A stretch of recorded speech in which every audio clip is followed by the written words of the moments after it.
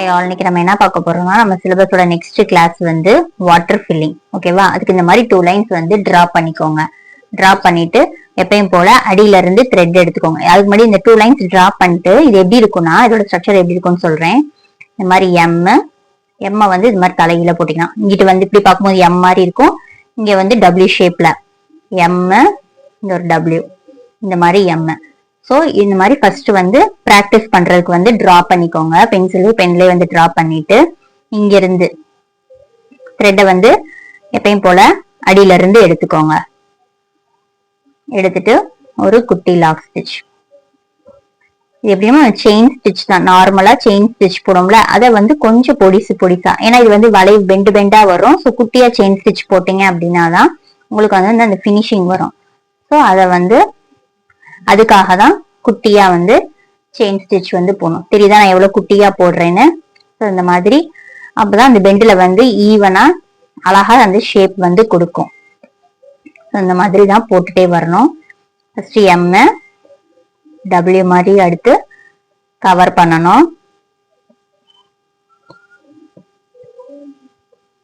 ஓகேவா? அப்புறம் மறுபடியும் எம். நம்ம சேனலை சப்ஸ்கிரைப் பண்ணாதவங்க சப்ஸ்கிரைப் பண்ணிட்டு பாருங்க. கிளாஸஸ் டீடைல்ஸ் வேணும்னா கீழே கமெண்ட் செக்ஷன்ல கமெண்ட் பண்ணுங்க. அப்படி இல்லைன்னா நம்ம இன்ஸ்டா ஐடி வந்து நம்ம சேனலோட டிஸ்கிரிப்ஷன்ல இருக்கும். ஸோ அதுல வந்து காண்டாக்ட் பண்ணுங்க. இந்த மாதிரி செயின் ஸ்டிச் போட்டு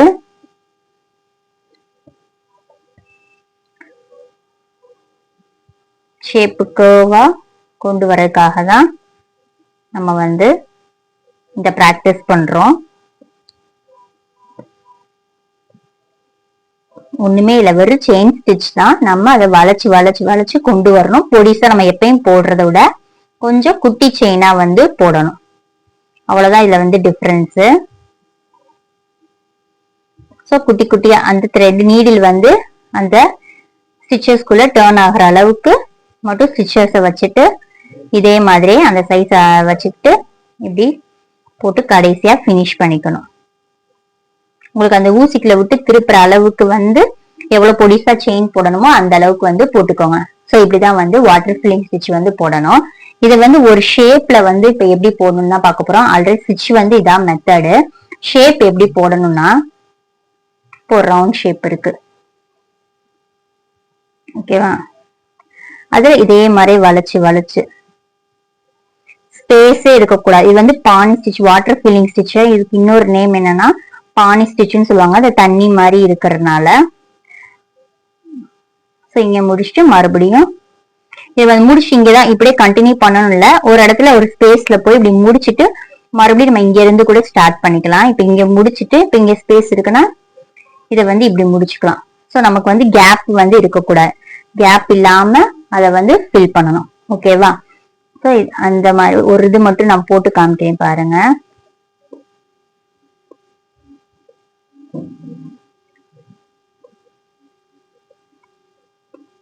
அதே ஒரு செயின் ஸ்டிச் தான்.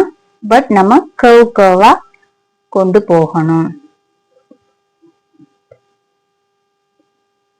ஸ்பேஸே அந்த கிளாத், அதாவது ரொம்பயும் கேப்பா இல்லாம கொஞ்சம் நெருக்கமா அந்த கர்வை வந்து கவர் பண்ணணும்.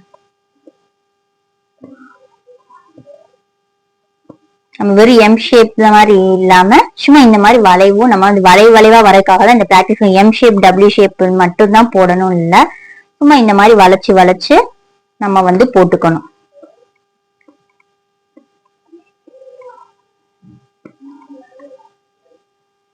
இப்ப சப்போஸ் இங்க முடிச்சிட்டீங்க, இங்க முடிஞ்சிருச்சு அப்படின்னா இங்க லாக் போட்டுக்கோங்க. ஓகேவா? இங்க லாக் போட்டு அகைன் இங்க இருந்து ஸ்டார்ட் பண்ணிக்கோங்க. நம்ம அது கரெக்டா வரைஞ்சு போட்டுக்கலாம். பட் பிகினர்ஸ்க்கு வந்து வரைஞ்சு போட்டீங்கன்னா உங்களுக்கு டிரா பண்ணிக்கிட்டீங்கன்னா ஈஸியா இருக்கும்.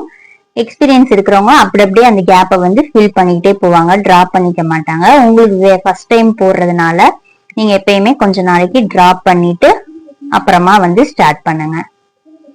இப்ப நமக்கு அந்த கேப் கவர் ஆகிறதுக்காக தெரியுதா எப்படி எல்லாம் போடுறோம்னு. ஜஸ்ட் அந்த ஸ்பேஸ வந்து ரொம்ப கேப் இல்லாம இப்படி கொண்டு போயிட்டே வரணும்.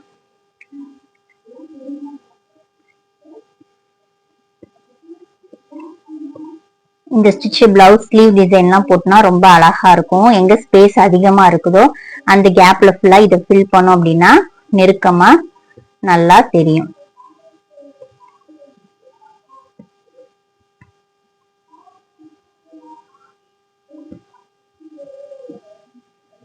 இந்த மாதிரிதான் வந்து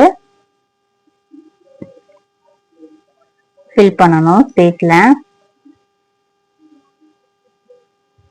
இந்த மாதிரி நீங்களா ஒரு ட்ரையாங்கிளோ இல்ல ஒரு ரெக்டாங்கிள் ஏதோ ஒரு ஷேப்பை வரைஞ்சு அதுல நீங்களா டிரா பண்ணிக்கிட்டு, இது உங்களுக்கு நான் சும்மா ரஃபா தான் உங்களுக்கு நான் சொல்லி கொடுத்துருக்கேன்.